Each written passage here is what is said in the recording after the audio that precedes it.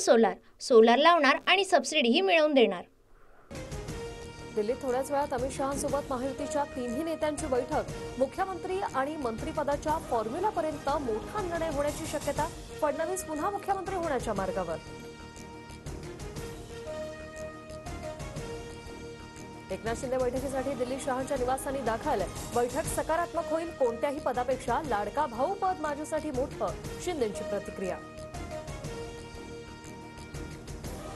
भाजप आणि शिंदे गटात गृह खात्यावरून वाद। भाजप गृह खातं सोडायला तयार नसल्याची सूत्रांची माहिती।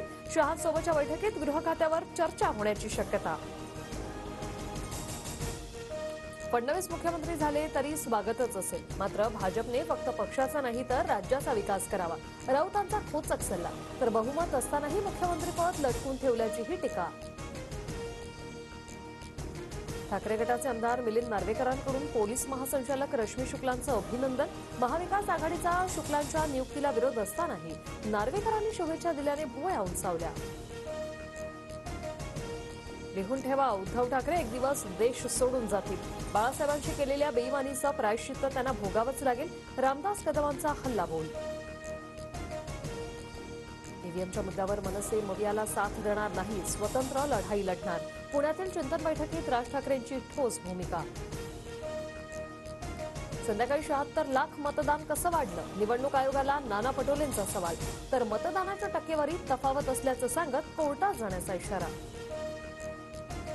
95 मतदारसंघामध्ये मतदानाच्या आकडेवारीत तफावत, ठाकरे गटाच्या प्रियंका चतुर्वेदींचा आरोप, तर ईव्हीएम निर्जीव असल्याने खापर फोडणं सोपं, भुजबळांचा टोला। चांदिवलीतील काँग्रेसचे पराभूत उमेदवार नसीम खान यांच्याकडून फेरमतमोजणीची मागणी। फेरमतमोजणीसाठी नसीम खान यांनी मोजले 10 लाख रुपये।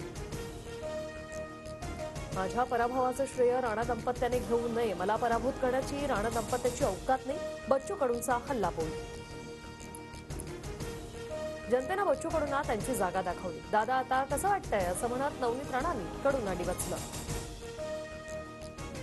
भाजप मुंबई पालिकेवर एक हाती सत्ता मिळवण्यासाठी प्रयत्नशील। मुंबईतील विधानसभेच्या 15 जागा जिंकत भाजपची ताकद वाढली।